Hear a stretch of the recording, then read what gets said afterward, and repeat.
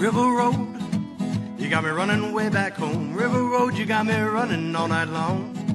You got me singing some canal boat song. River Road, you got me running all night long.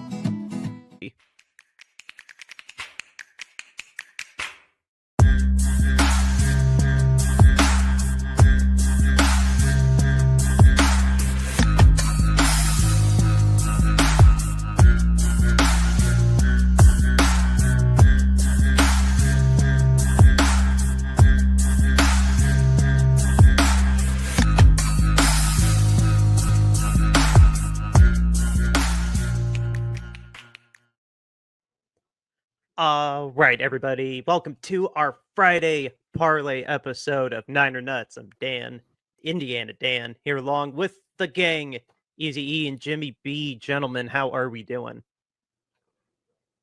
Doing pretty good. Eagles won 4 straight. Yeah, not too bad. Yeah. I will just briefly hijack for 30 seconds here at the top and just proclaim we are obviously very, very aware of what's going on the past couple of days, and just regardless of where you fall on either side of, just call space spade, the election obviously is what I'm talking about, wherever, regardless what side you fall on, just obviously we're not a political show. We're here to have fun, be a goofy, fun football podcast, and if you were happy before and still happy listening to us, or if you feel a certain way and we can bring a little bit of levity and joy to you during the day, like, we're still here. We're still going to have fun, have a lot of laughs, talk football, and just, we're going to stay strong and carry on. That's just my 2 cents on it. I just thank you for letting me hijack for a couple seconds to just address that. So I just wanted to get that off my chest before we get going here. So unless you guys want to add on to that for if you guys want to. I'm still going to be the same Jimmy B. Doesn't matter. Yep. Yeah, I don't have anything to add. I know I just sprung that on you guys, but I just wanted to speak from the heart and, like, yes, we're aware of what's going on in the world. I just wanted to say that my focus is still football.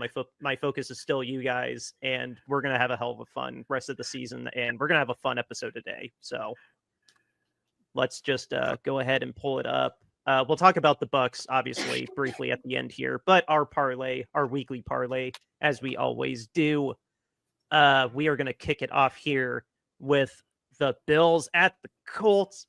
The Colts licking their chops after an embarrassing loss to the Vikings. Joe Flacco was still going to start, and the Bills just barely squeaked out a win against the Bills. The Colts are clearly going to be a much easier task to tackle in Indianapolis, even being on the road. We think the Bills are going to win, but we're playing it safe with a -2.5 spread because things can happen. Guys, what are your 2 cents on this game? I mean, Bills over Colts, it seems. I know, yeah, the Bills just barely won last week, but it's the Colts. And the Colts have been uninspiring all year. So -2.5, I think that's easy, and probably it will be a touchdown. So yeah, I spread alternate of -2.5. Like, yeah, I'll take that for sure. Yeah, the actual spread on this game was -4 for the Bills. So we just went with the alternate a little bit because it kind of hit the middle between what the money line was offering and what the actual spread was offering. So it kind of looked to be a little bit of value there in doing the -2.5. I don't think the Bills are going to have any problem at all with the Colts. I think the Dolphins were able to keep it kind of close just because the Bills have been starting off slow like the last 3 weeks in a row, and it's a divisional game. And Dan, as you'll always kind of trump and tout, and I used the T word, that divisional games are always a little bit wonky. And So I think that just ended up being a little bit closer than what it was. I think this game is going to be a real blowout. I don't think the Colts will be able to keep up at all. No, my faith in the Colts is dwindling as well. I don't think it'll be as embarrassing a performance as it was against the Vikings, but the Bills are tough, man. This isn't the Bills going up against the Ravens. I'd have been fine if we did the 6.5, but I will play it safe with you guys, even though I have a little bit of bragging rights coming into this. But that's right. I'm not going to promise I'm not going to do another 8 game to see if I can roll it over into this week too. I would do it. So next, another fairly safe feeling bet between the three of us. We all agreed Justin Jefferson going against the Jags. I can't decide if the Jags are actually going to be able to fight and make their games entertaining the rest of the year, or if something fluky was just going on with the Eagles based on last week. But Justin Jefferson getting 70 yards against the Vikings seems like a pretty sure bet. Just me personally, this will not go in a win or loss parlay for me because this game smells really, really bad to me. I got the ick, but Justin Jefferson getting a sure bet. I think Jefferson is a sure bet. It was a little wonky with the Eagles.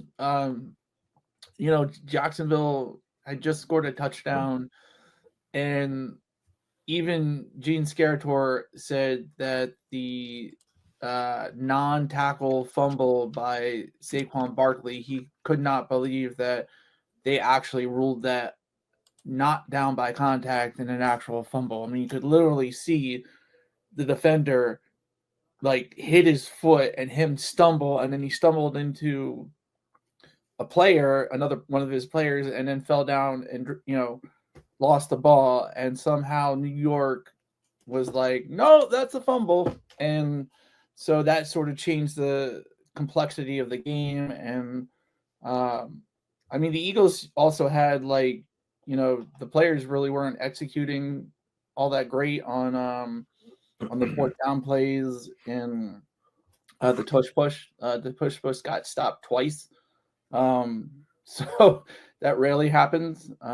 People have argued that one of the tush pushes actually crossed the plane, and they just didn't rule it that way. So the Jags, I think they're a really bad team.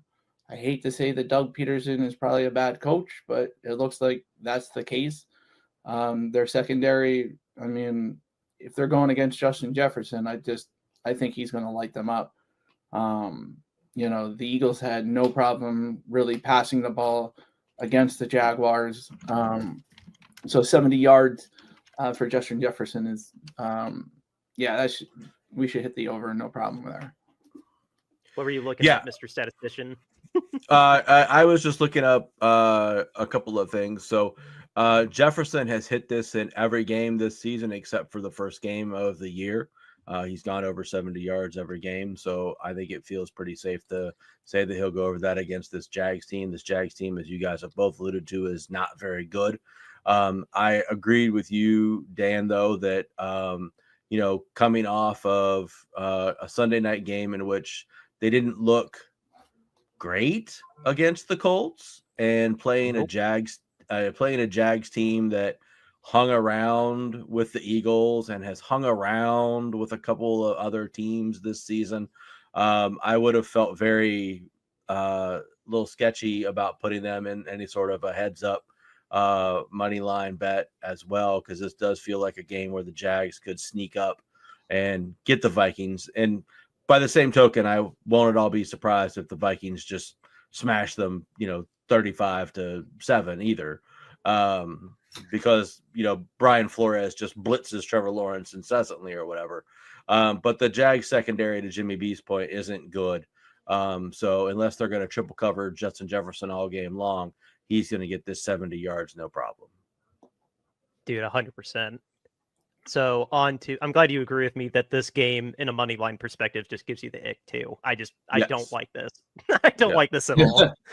But a game I do like, though, on to our next game, San Francisco, back from their bye week. They are flying to Tampa, which kind of sucks, but And the Bucs just held their own with the number 4, 5, and 6 receiver and went into overtime against a fully healthy, well, relatively equally hurt Kansas City.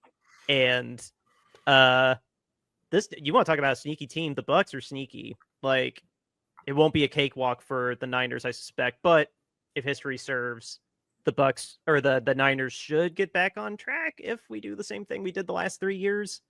And Brock Purdy with a JP Mason not at 100%, dude going over 13.5 rushing yards seems pretty sure. Like, I know that they don't want Purdy to run. Like, it's always a scramble. It's never a designed run except like once. But I'm sure you can pull up how many times Purdy's rushed pretty fast. But Yeah, 13 I already have yards. it. This was the set for the over under, and it was not hard to convince me to take this over. Like, Purdy seemingly likes to run a lot this year, so this seems like a pretty safe bet.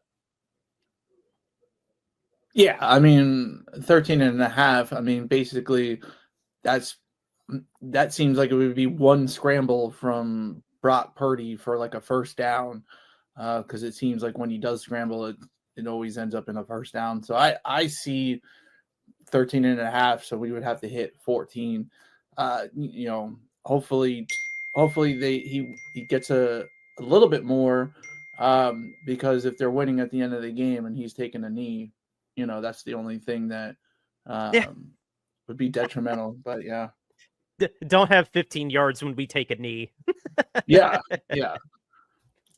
Yeah, he's hit this line in 5 of 8 games so far this season, and blown past it in 3 of those games or 4 of those games, and then in the other 3 he was just shy of it with 11, 12, and 11.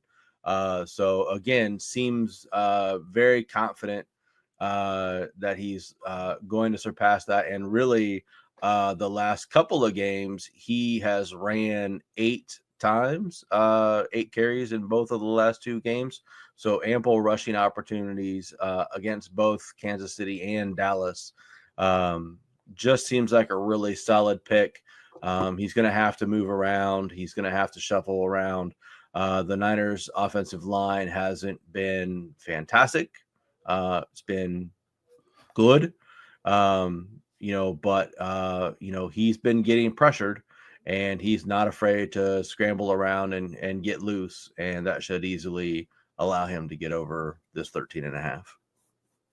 Yeah, completely agree there. And he looks like a man on fire when he does run. But we'll reserve a little bit more of that when we get to the end, since that is our game. And it's game of the week. We get Brady again.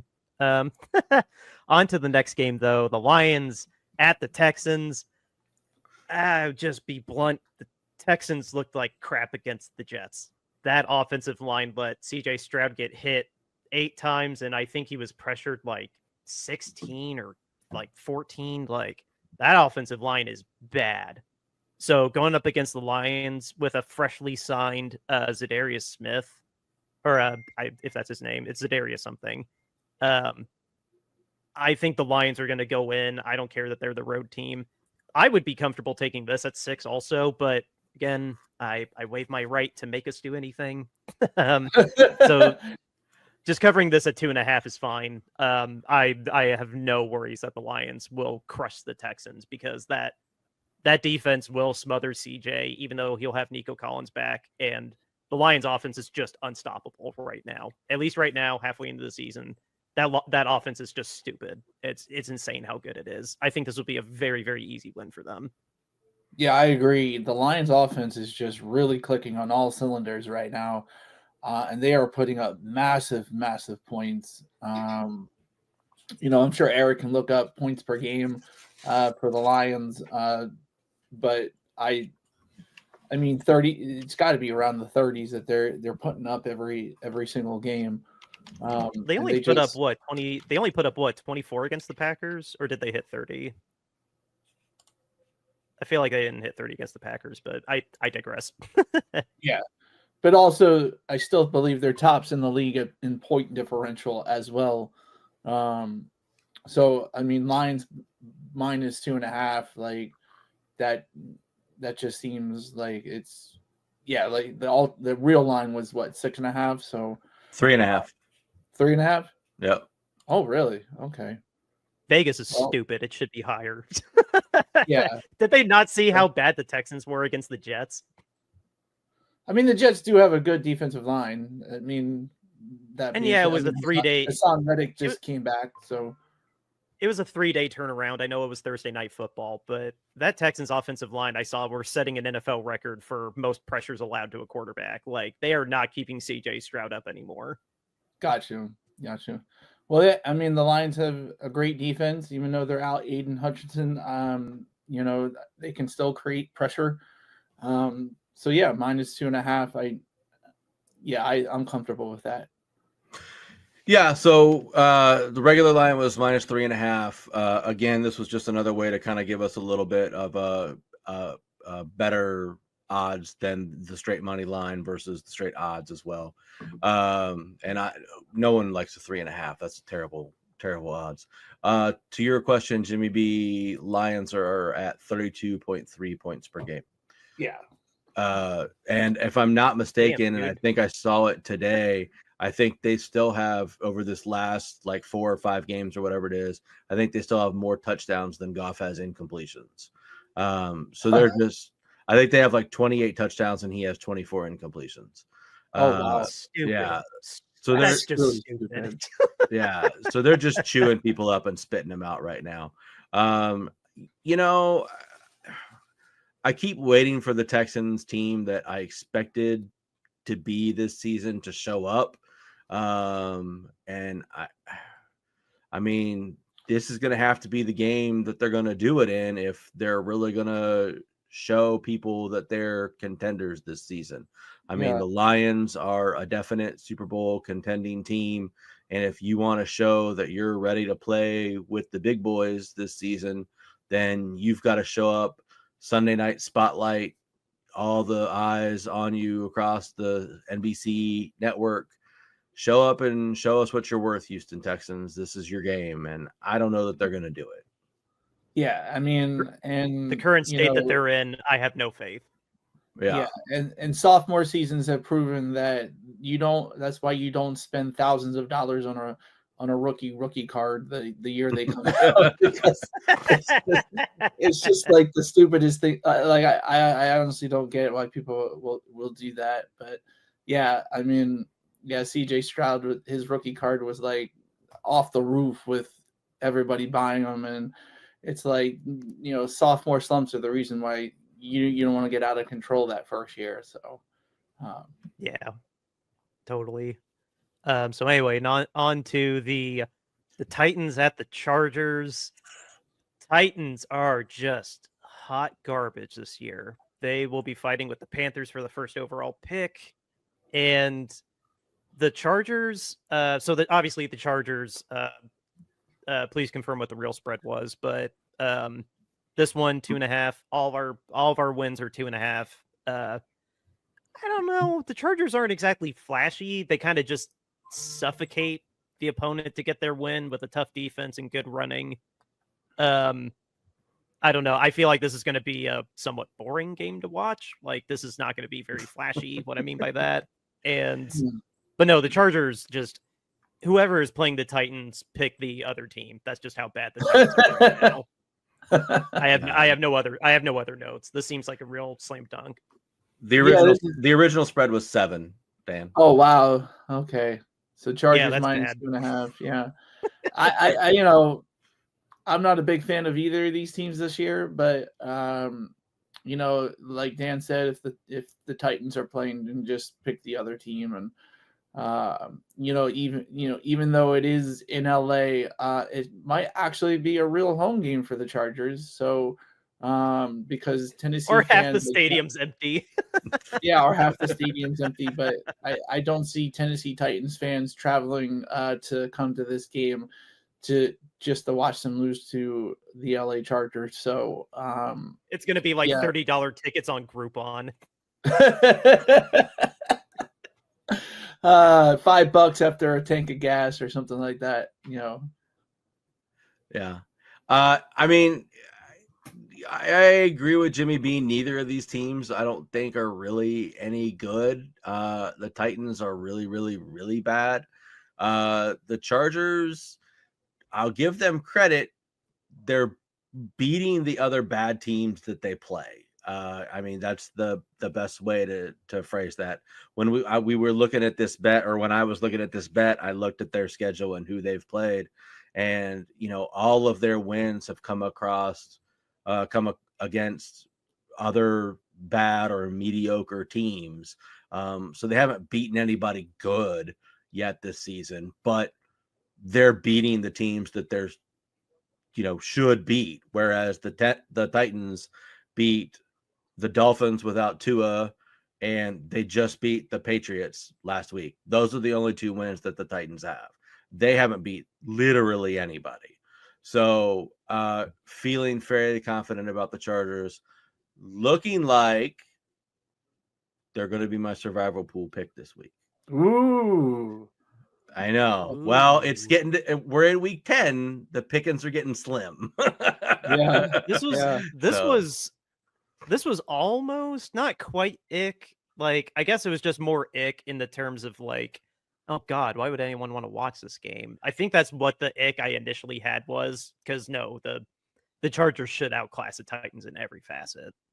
Well, Dan, the question of who would watch this game may end up being me. If it's in your pool, I can blame you. Yeah. I mean, that's probably the only way it makes it exciting for any of us to watch is to freaking have money down on it. So yeah. Otherwise, I would not be putting this game on to watch. So no. Just the nature of doing 8 games, like there was already a handful of games that gave me the ick, like Vikings Jaguars, and then the Bears game gave me ick too. I can't remember who they're playing, but I really didn't like. They play the Patriots. See, I get the ick off that game too because they crap the bed so hard against the Cardinals. Like that could be a trap game too. I don't like that either. I'm losing. Yeah. I haven't fully lost my faith in the Bears. I guess maybe lose your faith in the Bears. Lose your faith in the Bears. Again, their ceiling when they play bad teams, they can hit their ceiling, but they lost so bad to the Cardinals last week. Now I'm like, okay, that shouldn't have been as bad as it was. But no, my faith in the Colts though is completely out the window. Like this season's now lost for the Colts. It doesn't matter what quarterback they play out there anymore. Flacco's magic is gone. Yeah. And I don't care if that's reactionary. The Colts season's lost now. That's how mad I was they've lost to the Vikings. I think that if you lose to Jonathan Gannon as a head coach, you should be like basically you should be relegated to college football and then promote Georgia or somebody to take your spot in the NFL, because I don't think Jonathan Gannon's really that great of a coach. So they're 5-4 right now. Like they're 5-4. Yeah. We'll see how it goes the rest of the way. Our division's so weird this year. But anyway, we got this one last game left, and Jimmy, I'll let you take the lead on it. It's the Eagles and the Cowboys that 8 weeks ago, 4:30 probably would have been the game of the week instead of our game, but we got game of the week this time because low-key, the Cowboys are kind of hot garbage. So you explain why we picked Jalen Hurts anytime scorer and this very specific first quarter spread. We've never done this before. So if you've been watching the last 3-4 weeks, Jalen Hurts I believe has had a rushing touchdown in all 4 games. Basically they let Saquon take it to like the 1, and then they do the tush push and Jalen scores. And so Jalen Hurts anytime TD score seems pretty much automatic at this point, because so I think it's easy to say that betting on it is a safe bet in this game. I do believe they're going to go out there and beat the Cowboys. Do I think they're going to blow out the Cowboys? Well, the Eagles don't play very good in Dallas. I don't think that they have faced a backup quarterback in Dallas for a while, but I just see, like, sometimes with the way the Eagles plan, if they're not planning for the actual I mean, if they have bad planning when you play Dak Prescott, I don't know what they're going to do against Cooper Rush, if what they're going to be looking for. So there could be an error where, this might be a closer game than people are expecting. But I think Jalen Hurts, anytime TD score, is pretty much a safe bet. It's pretty much a safe bet every single week that he's at quarterback. It's just simply because they're always going to the tush push at the 1 yard line. It seems like they're always getting to the 1 yard line and doing this. So that was, to me, that's like they're just going to keep rolling with that hand while it's still good. Now, the Dallas Cowboys, this is plus 1.5 in the first quarter. And the reason why we're doing this is because the Eagles have scored 0 points in the first quarter the whole freaking season. They have not scored in the first quarter. And last week was the first time they scored on their actual first possession, but they didn't do it until the second quarter. So I have, I feel what an like, amazing stat to have. I'm sorry. What an amazing stat to have. Exactly. It's a crazy stat. The fact that they're winning games without scoring in the first quarter is crazy, but that just seems to be the Eagles' trademark. It was even felt like it was their trademark last year too. They were having trouble scoring in the first quarter. So I feel like if we take Cowboys plus 1.5, if the Eagles, I could see easily holding Dallas at 0 points in the first quarter, and the Eagles, with the way they've been playing in the first quarter, not scoring a single point, that Dallas plus 1.5 is pretty much a really safe bet. Yeah, so Hurts has scored 6 touchdowns over the last 3 games, and he's got 8 rushing touchdowns on the year. He scored 5 out of the 8 weeks. So to your point, Jimmy B, they are using him quite a bit to score and punch the ball in down there around the goal line. So feel pretty confident in your prediction there that Hurts is going to score. He's vulturing touchdowns away from Saquon Barkley and my fantasy football teams, unfortunately, but that's the price that you pay. So I do feel pretty good about that bet. That Dallas Cowboys spread actually moved while we were talking about placing the bet. It was just 0.5 when we first looked at it, and it moved to 1.5 when we placed it. So take that for whatever it's worth. That line actually shifted. So other people are obviously betting the same thing for it to move. So I think both have a pretty good opportunity to hit. I'm a little concerned just because with Dak being out and Cooper Rush playing, I think that there's possibilities that the Cowboys will have less possessions and shorter possessions in the first quarter, thus giving the Eagles more opportunities to score in the first quarter. That's my only concern. Well, that could be a fair concern, but the Eagles just have not gotten off to really good starts in the first quarter. Just watching them all season, it takes them sort of like a quarter to really warm up and start scoring points. So, I get why people. I mean, the reason why it goes up plus 1.5 is probably because the money was going on the Eagles, so they got to get money on the Cowboys, so they're upping it to plus 1.5. Yeah. Which I think is generous, because I think that it's either the Cowboys are going to be up 3-0 or it's going to be 0-0. That's just the way the Eagles have been playing this year.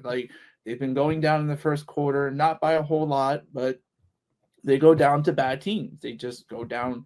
Even if it's the if it's the Bengals or the Browns, they just don't score in the first quarter.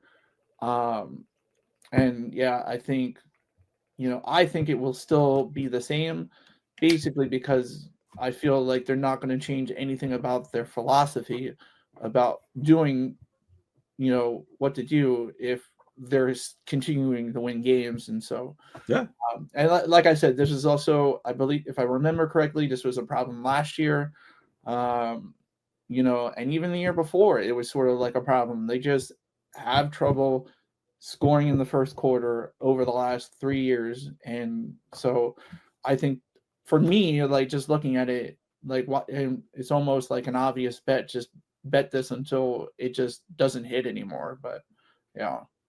I'm honestly Yeah. sold on this. Like the consistency has been there for 2 months with this problem to the extent that you still win games. Like it's not a massive problem yet, but it is notable that you guys just don't produce in the first quarter for God knows why. Yeah. But then, yeah, Jalen running like any rushing quarterback is a pretty safe bet to get a rushing touchdown. No, I dig this. I would never have thought to do a quarter spread like this. Like that's why I'm glad to work with you guys, because you know me, I just like doing my money line win losses. I'd never have thought about doing a bet like this. Now that yes, Jimmy B has moved from Florida to Pennsylvania, and now he can go on DraftKings just like Dan and Eric, and he can see all the spreads and figure out, we can all see the same things, and we can all bet. I won't have some sort of alternate lines in Florida because people, what they do betting in Florida.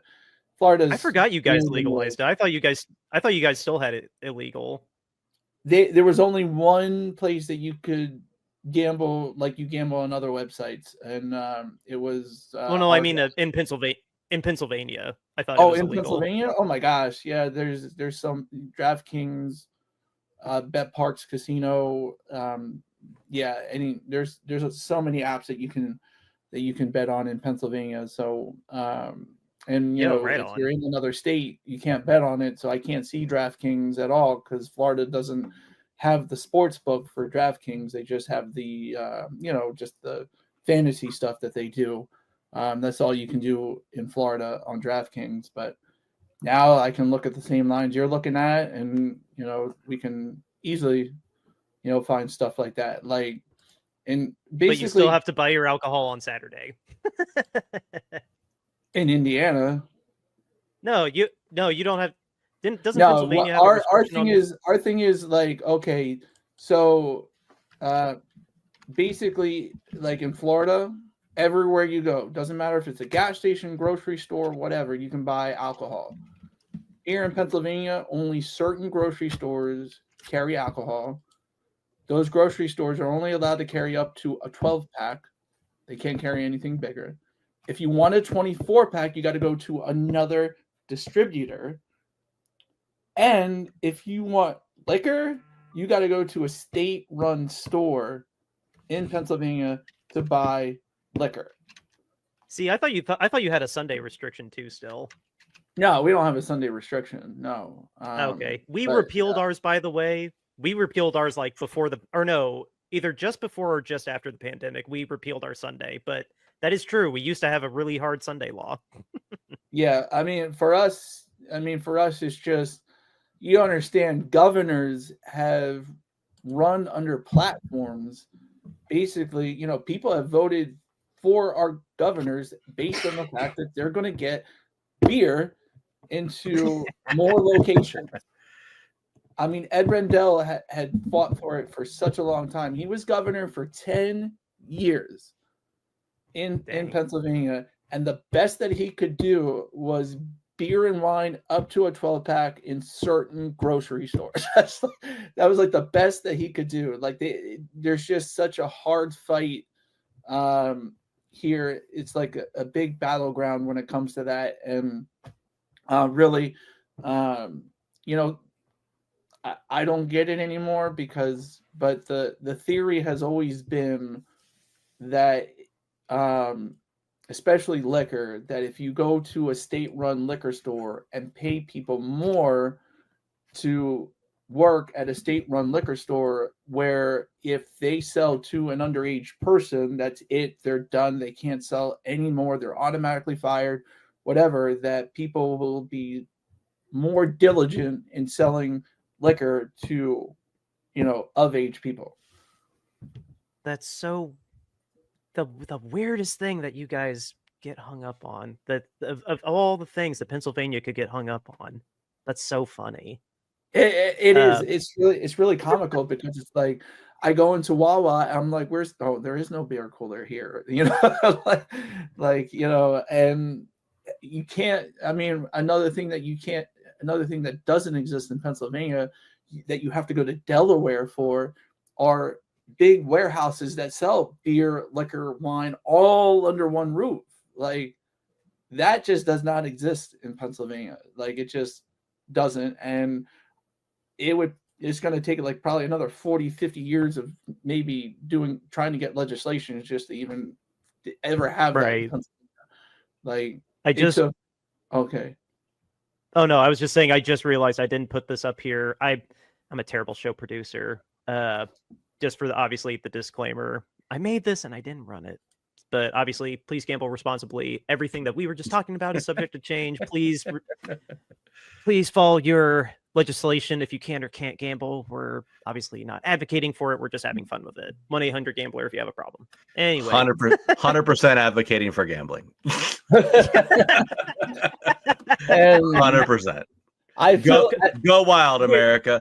There's no more restraints on anything. The walls have come down. Chaos reigns supreme. Just do whatever the hell you want to do, America. I feel if Eric won the lottery, I will say don't break the law, but 1-800-GAMBLER. short of breaking the law, have fun with it. Yeah, Eric, you know what? Yeah, sure. If Eric won the lottery, he would have to call 1-800-GAMBLER. Like I just probably. Yeah. Like, oh my god. He would have $1,001 bets on any given weekend. I might bump him up to 10 if I won the lottery. There we go. I have never seen so many $1 bets in my entire life. I know. Eric on a Sunday. See, I do want to have final thoughts on the Niners in a sec, but it was funny. I was talking to my wife about how I always do like 5 or 10, and she's like, "Oh, well, I don't blame you. $1 or $5 now is like $1, like if we were gambling 30 years ago." I'm like, "See, you're on the same page with me." Like, I don't know. I just can't go lower than 5 because the payout's like, "Oh, you turned $1 into 10. Might as well just do 5." Like, if I turn 5 $1 bets into enough money, it's the amount. It's like the Walmart of betting, right? So like, I do a lot of $1 bets, and if enough of them hit, I make up the volume. Well, and also I'll do the $5 bet. You do the $21 bets. Yeah.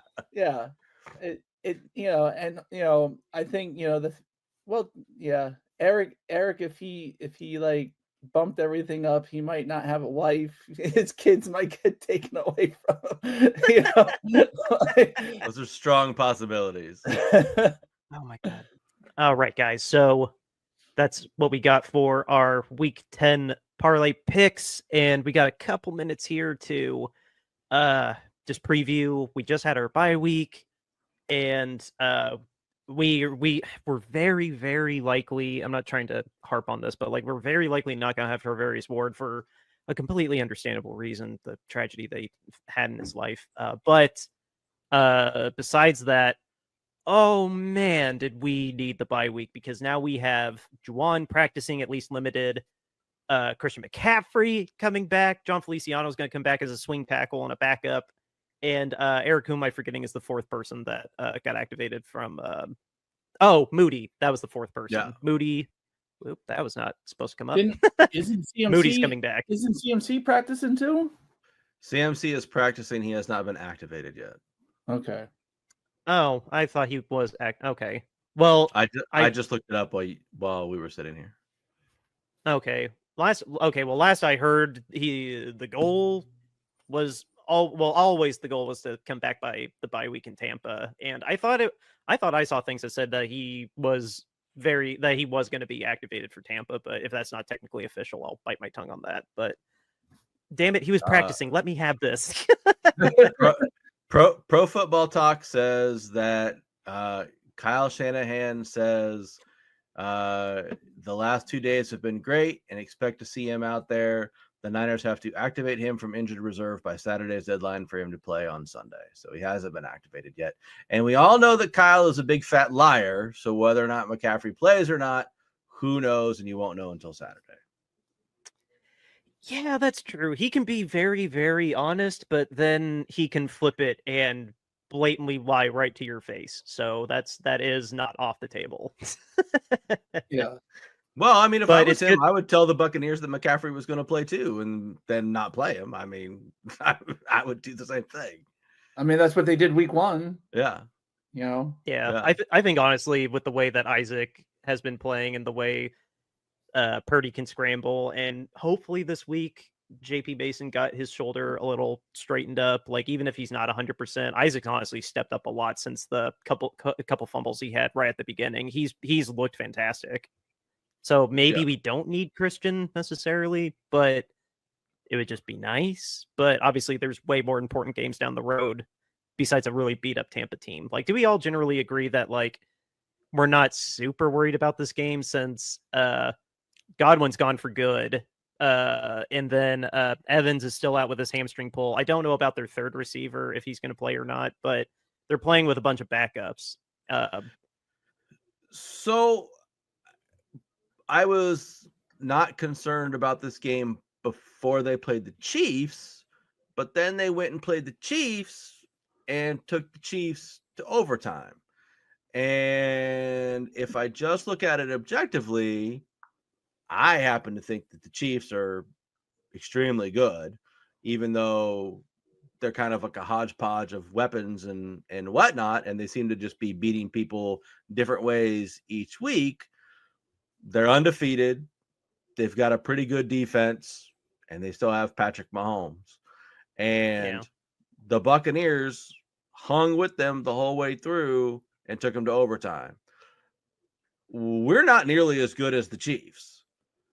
So I'm cautiously concerned now because if they were able to play the Chiefs that well with the same personnel that you're talking about missing and all of that stuff, how tough are they going to play us? Now, it's a short week for them, being that they were on Monday Night Football and all that stuff, but they're at home. We're having to fly all the way across the country. It's a 1:00 game. Tradition and statistics will tell you that a West Coast team flying 1:00 game doesn't typically go very well. So do I think the 49ers should win? Yes. Do I think the 49ers will win? I'm not betting any money on this game. Yeah, I'm keeping this game off my whatever my 8 games end up becoming. I just don't want to. Like, but on top of that, no, all those points are very valid. On paper, we should. And if history repeats itself, like we should. But no, like we could come in and just be out of sync for the first half like we were against the Chiefs. Like just missing just easy drops. We were getting open. Kyle was calling good plays and like just poo happened. And we got to be better at the run game because their running backs are really good on Tampa.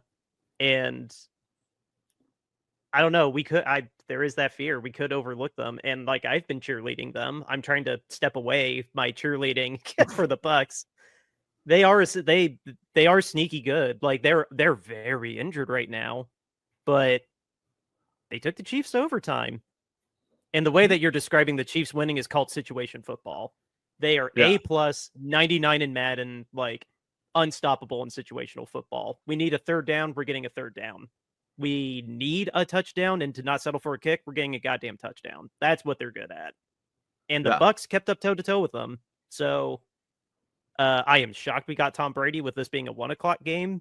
Like, I don't know why this was, but I'll take it. We're gonna get a lot of attention with this game, as we should. Like, are we gonna come back? And the Bucs are starting to get a little desperate. They're not that far away from the Falcons, but it's going to be really hard to make the playoffs if you're an NFC team. So this is kind of do or die for honestly both of us, really. Our record isn't as bad as Tampa, but yeah, it's kind of do or die. If we manage to slip and choke this game, it's going to be very hard. The NFC is so competitive this year. Like just because the NFC North is so everybody except the Bears is over 500. Like, it's going to be hard as hell to get a wild card spot. So if you don't win your division, like, good luck, dude. Yeah. Yeah. Goes the for you NFC and is your pretty Eagles good this too. year. Yeah, NFC is pretty good this year. And the reason why I think Tom is getting this game because everybody loves Tampa Tom. Tampa Tom is a lot cooler than New England Tom. Like New England Tom, like I felt like he had a stick up his butt, and Tampa Tom is just so much cooler, so much more laid back. I mean, just look at the parade, that they had. Like, got him on a boat, got a couple drinks in him. He's just like, So Tampa Tom is cooler than New England Tom, and I will die on that hill. Yeah, 100% agree with you. Once he left New England, he started doing a lot more TV, a lot more commercials, a lot more social media, and he started being like he started embracing the fact that he's one of the best players to ever play football and started being funny with that, and I really appreciated that about him. So to your point, his Instagram is low key hilarious. He is a really good joke writer. Yeah. Dan, to your point about teams making the playoffs, if you look at how the way the playoffs are set up right now, once you get past the 7 teams that are in the playoffs, the last team to make the playoffs qualifies with a 6-3 record. Everybody else is jumbled up at 4-4, 4-4, 4-4, 4-5, 4-5, 3-5. So, I mean, everybody's going to have to work hard and win games to separate themselves out of this pile of just mediocrity if they're going to try and catch any of these teams above them. And I mean, right now you're chasing down the Packers, you're chasing down the Eagles, you're chasing down the Vikings, you're chasing down the Falcons, you're chasing down the Commanders, you're chasing down the Lions, you're chasing down the Cardinals. So, I mean, I think that the way that the Niners get into the playoffs is going to have to be by winning the division. And if they're going to win the division, they're going to have to win a lot of games because they've already lost to the Cardinals once. They've already lost to the Rams once. And so they've lost some of those tiebreakers in those situations. And it could come down to week 17, or I guess it's week 18 now, whatever the hell it is. And the last game of the season against the Cardinals could be for the division and a trip to the playoffs. So who knows? But I don't know. Dan, you talked a lot about the injuries that the Bucs have too, but the 49ers have a lot of injuries too. I mean, we're talking about the return of Christian McCaffrey, but we don't know for sure that he's going to play. Kyle keeps saying that he's going to play. Everybody keeps saying that he's going to play, but we don't know for sure that he's going to play. But if he does play, how much is he going to play? Are we going to assume that he's going to have a full CMC workload where he basically plays like every snap and never comes off the field? Or are they going to ease him back in? Is Juwan going to play? We don't know. Is Mason going to play? Again, we don't really know. There's just a lot of Debo's oblique too. I forgot about that one. Yeah. So, I mean, there's just a lot of unknowns that go into this game right now that it just doesn't. It doesn't sit well for me in terms of saying, oh yeah, the 49ers got this one in hand. I think that Tampa Bay can make this a very difficult game. I mean, personally, they can. Yeah, they definitely can. And honestly, like where the 49ers are at right now, like if they get Christian McCaffrey, this point in the season, easing him back in shouldn't be a thing. It should be you got to really work him. Like you're too far in the season to let another couple of games slip by because you're easing Christian McCaffrey into the offense. Like if he comes back, he's got to come back full at this point in the season. Otherwise, you guys are looking at being maybe below 500 by the time he actually can pick up and really move. So if he's coming back and he does come back this game, I fully intend to see them not easing him back in because they're going to want to win this game. They're going to go on a run. And you can't do that, I think, by just sort of easing Christian McCaffrey, through a whole game. Maybe they take it light in the first quarter, second quarter bump it up, but I believe if he plays on Sunday, he's going to have a decent amount of touches because they don't want to get too far off the tracks of this thing and end up, out of the playoffs. That's a really good point, James. Like, I guess I never explicitly thought of that like as thoroughly, but no, dude, it's week 10. Like, if we're activating Christian off of IR, because we have a lot of players to consider when it comes to IR, because Greenlaw's going to take one, Feliciano took one, Moody didn't take one, thank God, but IRs are very valuable. There's 8 of them, but they can wither away very, very quickly. So if we're going to spend one on him, like, we got to be really damn certain that he can take the 30 carry workload. Pearsall already took one too, just to think of another person. And so that's 3 of 8, like 4 of 8 if you count Feliciano too. Like, once all 4 of them are on the field, like in another week or so, when all of them are, we're already out half of our IRs. Like, if he's not ready to go, like, what's the point? Don't you only get so many activations too? You get more in season. No, 8 active. That's what I meant. 8 activations. Okay. All right. So, but you can't. But you have to activate McCaffrey. I mean, you don't have to activate him this week because his practice window just opened. But like once his practice, you have to either activate him at the end of the practice window or shut him down. Yeah. Right. Yeah. He either comes in a certain amount of time or he's shut down for the season. You have unlimited, in theory, unlimited opportunities to put people on IR, but yes, activations, there's only 8. And we've already committed half of them. So, like, if he gets hurt again, then I mean the season might, like, we've been chugging along without him already, but I agree with James. Like, why activate him if he's not going to be literally 30 carries, 6 catches? Like, if he's not 100%, what's the point? Yeah. Well, I mean, I don't disagree with that fundamentally at all, but I mean, yeah, I wouldn't at all be surprised if they brought him back slowly this week and tried to just ease him in with a slow workload. I wouldn't be surprised with that. So I don't know. We'll see. I mean, just it could be a surprise deactivation too. Like, he could just be shut down and then, okay, let's readdress it week 12 with whoever we play week 12 or week 11. I'm bad at math.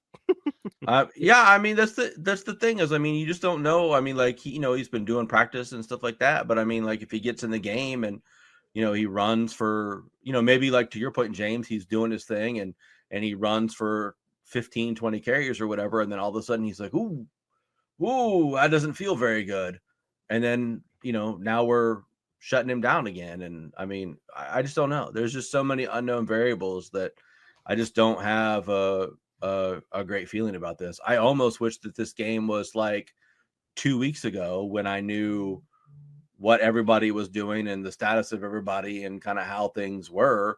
Then I would have said, oh, okay, well, the game is like this. And I would have felt very confident one way or the other. But this week, there's just so much happening in terms of what the Buccaneers just did versus the Chiefs and how they looked and how they played against, like I said, what I feel is just a fantastically good Chiefs team who I think is probably going to have a real shot at going undefeated this season or maybe just having one loss.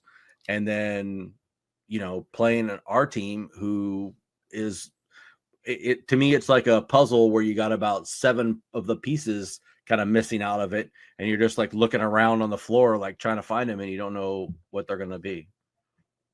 Yeah.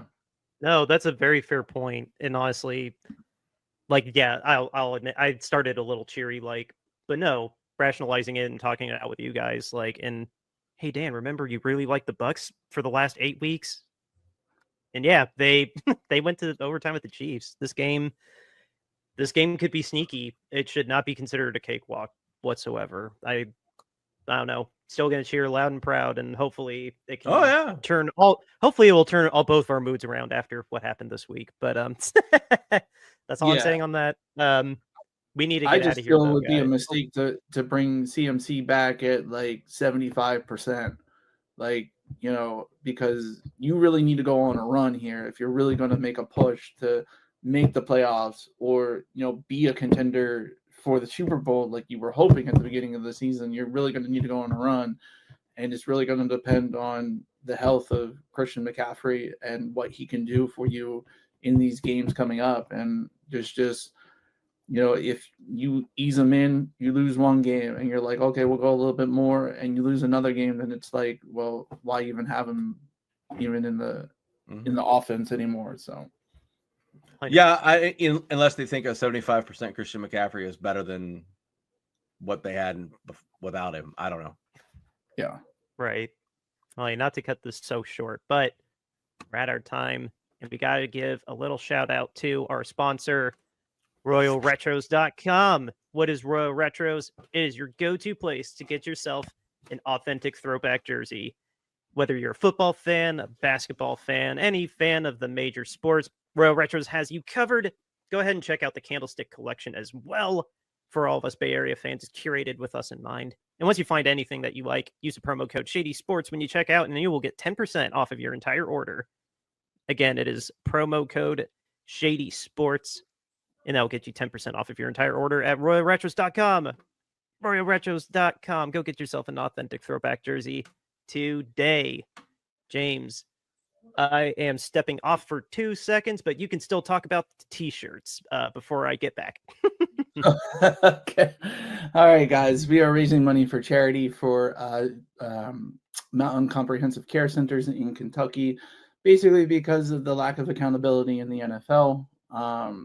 It was as of recently, like over a year ago, where the Houston Texans minority owner was actually officially charged and arrested for very serious sexual crimes in Kentucky. What we found out is those charges got dropped. He basically got a misdemeanor. And we feel like if that would have been a player, we would have known as soon as there was an investigation or the fact that he was being arrested, but we didn't hear about it until 3 months later after he had been formally charged and arrested for those crimes. And so the lack of accountability in the NFL for owners is not at the same standard that it is for players, and therefore we are trying to bring awareness to that and to show you we put our money where our mouth is. We are selling t-shirts. Here's our statement: owner standards are less than player standards. # owner accountability. $22.99 gets you that, and a t-shirt with different colors, different styles, different sizes. Next up, we have our podcast logo art. If you see our YouTube channel picture or our Apple Music picture, Spotify picture, you will see this logo. $22.99 gets you that in a shirt. Different styles, different sizes. Next up, we have our podcast alternate logo shirt. This is a very high quality shirt. I have one. $22.99 gets you that in different colors, different sizes, different styles. And last but not least, how can you say no to our mascot, a Niner nut, eating nuts while cheering on the San Francisco 49ers? $22.99 gets you that in a t-shirt. Donate to our Kentucky Crisis Center today. Yep. The link for the Bonfire store and more information on Mountain Comprehensive Care Center are in the show notes. And with that, guys, that's all we got for you this week. Just a reminder, we do have Kevin and Tom calling our game at 1 o'clock. It's not a 4:30 game, but it is on Fox. 1 o'clock Eastern Standard Time. Sorry, San Francisco, you actually have to get up at 10 o'clock for this game. So lame. Yeah. We didn't address the trade. We did make one trade. Kalaya Davis, I think is his name, or I'm sorry if I mispronounced that, but we were the last trade at the trade deadline. Funny enough, that was really funny to me. But I guess congratulations to everybody that did get traded. And just, I don't know. That's all I got for news. Eric, you usually come up with one quick thing that we can shout out. You know what? There's actually not any real significant news today, but there's a hell of a Thursday night game on tonight. So let's wrap this up so we can go watch that. Yes. Oh my God, I forgot it was the Ravens and the Bengals. But yeah, anyway, that's all we got for you on today's episode. We'll be back on Tuesday to recap if we manage to take care of things in Tampa Bay. And just, yeah, like I said at the top, just keep strong, carry on, love each other, and we're still going to be here every week, just being goofy and having fun. So, James. Outro music, River Road, Justin Youth. Let's beat the Bucs.